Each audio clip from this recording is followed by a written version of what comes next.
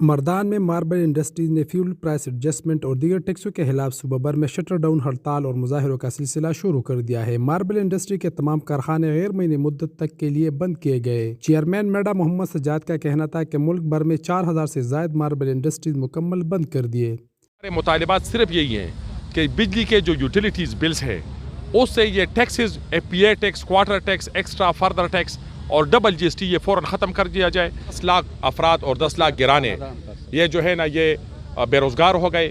اس کے ساتھ ٹرانسپورٹس جو گڈس ٹرانسپورٹس تھی اس کے لوگ بھی بے روزگار ہو گئے۔ ساتھ میں 2000 مائن انکوائریز ہے وہ بھی بند ہو گئے، اس کے لاکھوں تعداد میں لوگ اس کے بھی بے روزگار ہو۔ ہڑتال سے صوبہ بھر میں 10 لاکھ سے زائد مزدور بے روزگار ہو گئے ہیں۔ 13 قسم کے جبرن ٹیکسز، ظالمانہ ٹیکسز اور ناجائز ٹیکسز یہ ہم سے ہٹا دیا جائے گے۔